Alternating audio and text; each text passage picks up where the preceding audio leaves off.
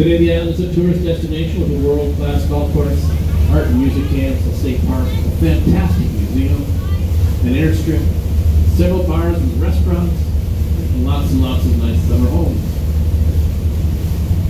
And while the fur traders had to canoe to get over to the island, you can hop on the ferry here from Bayfield and get there in about 25 minutes.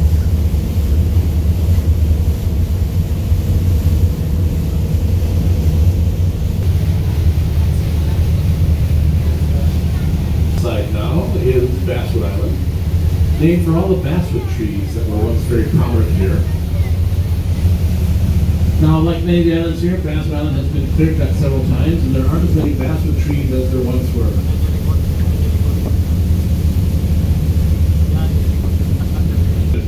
They can strip out the inner bark. They can weave that into a twine, and then use that twine to make all sorts of interesting things like baskets and fishing lines and mats and stuff like that. The early Europeans used the wood from the basswood tree to make barrels that they would put their fish in and ship them off to market. You too may have your own up-close and personal relationship with the basswood tree in the form of a popsicle stick. Tall pines it down on the branch there.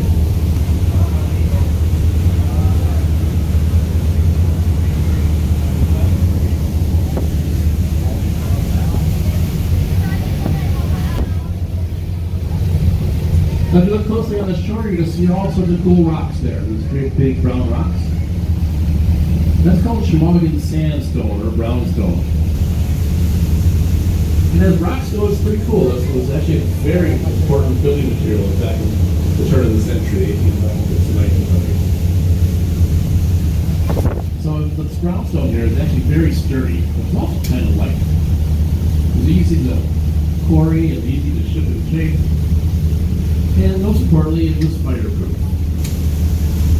And that was pretty important because in 1871 there was a great Chicago fire and the Peshtigo fire, so buildings were burned underground.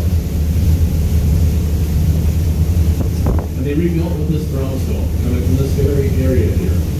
Now the brownstone quarry here on Basswood Island operated in the 1800s until about the turn of the century. And stone from this quarry was shipped all over the Midwest. And you'll see beautiful brownstone buildings in Washburn and Ashland, Bayfield, Chicago, Minneapolis, Milwaukee. You also find brownstone from this area as far east as Quebec in New York City. There are brownstone quarries here on Basswood, also brownstone on Hermit Island and down along the shoreline in Washburn. Now, the panic of 1893 was one of the reasons for the drop in demand of brownstone. But there were also changes in the way that they were designing and building buildings. The use of steel and concrete and brick pretty much shut down the brownstone industry. Our last quarry here shut down about 1910. And when we get up to Hermit Island, I'm going to stop in front of some brownstone blocks that were cut out of the side of the island, stacked up on shore, waiting for a ship to come in. That ship never came. Provides very important habitat for numerous bird species, mammals, plants, amphibians, and aquatic life. So we have all sorts of resident birds that live on the islands, and of course migratory birds that come in the spring and leave in the fall. So I'm here going to find just about every songbird that you would find in the mainland, as well as assorted waterfowl, gulls, cormorants, loons, piping plovers, heron, woodcock, ruffed grouse, and bald eagle. Now, the bald eagle has made a great comeback in the United States since the banning of DDT in the 1980s. However, in 2006 it was rare for us to see eagles on this trip. At that time there were only 12 nesting pairs here at the island. But today there are over 45 nesting pairs of eagles, and it's rare for us not to see a couple of them. So we saw one already, and we'll get further trips, you'll find more. But if you're interested in looking for eagles, I'll put them out when I can find them. But feel free to look in the trees as we get close and look for a golf ball hanging off the branch. And if you see that golf ball, there's a good chance that the rest of the eagles might be underneath it. Now, along with all the birds, we have lots of furry critters that are found throughout the island. red fox, coyote, beaver, otter, snowshoe hares, shrews, mice, voles, red squirrel, and chipmunks. But I find interesting are the animals we don't have out here, like raccoon or skunk, porcupine, gray squirrel, and woodchuck. Now there are some bigger animals that are out here too. We've got white-tailed deer, black bear on the island. Coming up on our left side, you're going to see a porch flag in the water.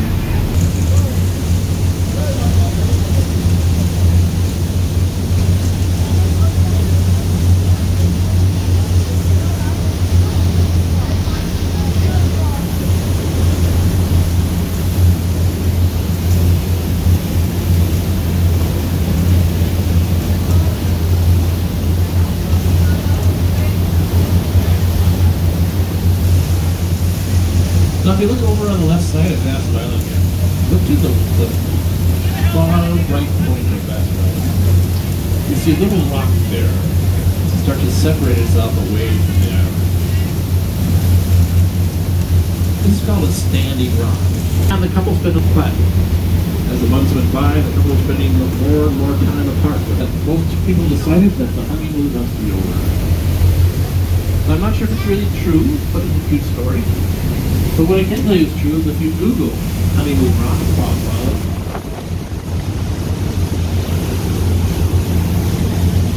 you will see a wonderful picture taken by a local photographer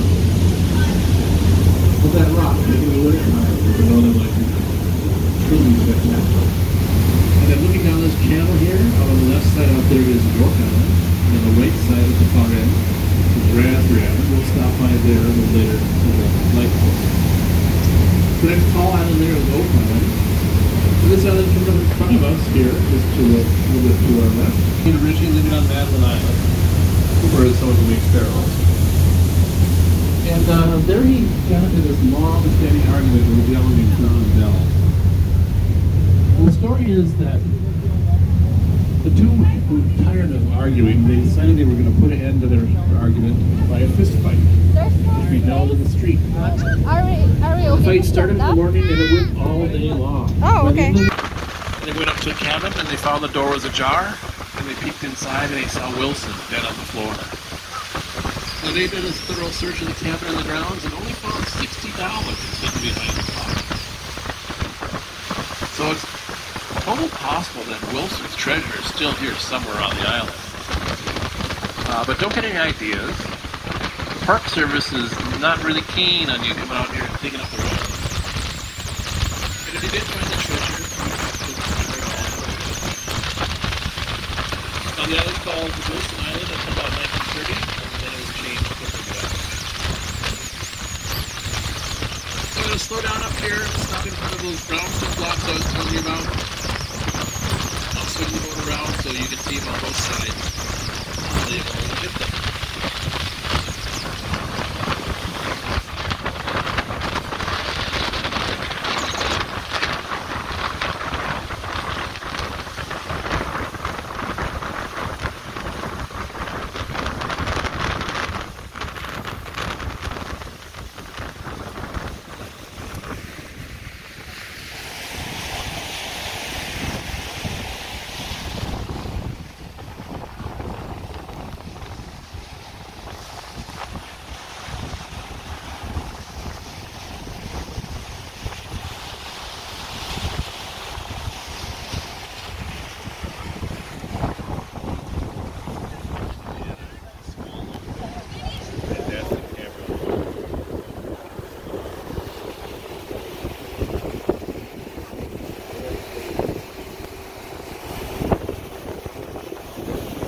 So in this clearing here on our left, you'll see the brownstone blocks. Came out of the quarry, which is right behind it, not too far into the woods. These blocks are 8 feet long, 4 feet wide, and 3 feet high. When they came out of the quarry, they were numbered, so that when they got to the building site, the builder could put them back in the same order if they wanted, and kind of match the grain and the color. That large block on the right side was never cut away from the shore. And that was where the crane was mounted so that they could lift the blocks up and put them on the ship. If you're closely out in front, you can see the remains of the old dock just under the surface there. Now this quarry was owned by a gentleman from Ashland. His name was Frederick Prentice. And Frederick must have loved this quarry and this island quite a bit because he named this quarry the Excelsior Quarry. He also had a quarry down by Washburn and other businesses in town in Ashland. And on this point now that's coming up right behind us as I spin the boat around, he built a 3-story mansion. It's called Cedar Bark Lodge. Really? And he built that for his new bride. And the story is that on the day they were wed, they got on a boat and they came out here to the island. And I'm sure he put a blindfold on her and took her up to the house. And when he got in front of the house, took the blindfold off and yelled, "Surprise!" And she must have been just totally impressed with the architecture. It was 3 stories tall, had brownstone fireplaces, Juliet balconies, a turret that stuck up over the top of the house. You could see out around the island and off on the lake. All sorts of gingerbread detail. Beautiful, beautiful house. And after she marveled at the house, she took a look around the island. And I think she noticed pretty quickly there were 100 sweaty men working in the quarry here.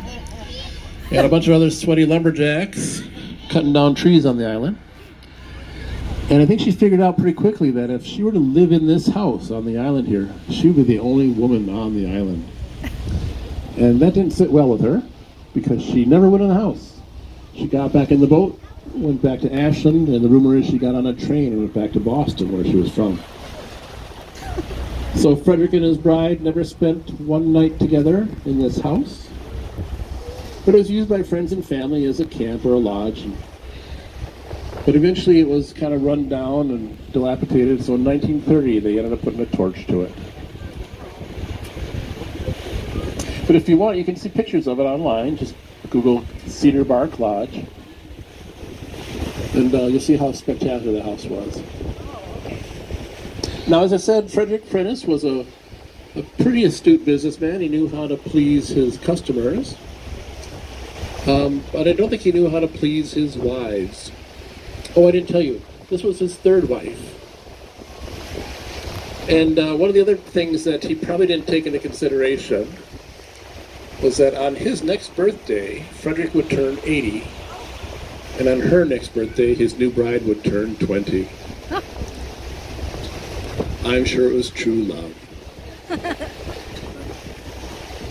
So I'm going to kind of just scoot along the shoreline here, let you get a good look at this brownstone. It's pretty cool stuff. Got all sorts of colors in it. Of course, the red color, the brown color, comes from iron oxide that was in the sediment that was laid down here. And then, of course, over many, many years, thousands and millions of years, the pressure from above formed this sediment into the rock. If you consider there were glaciers on top of this, that's a lot of pressure.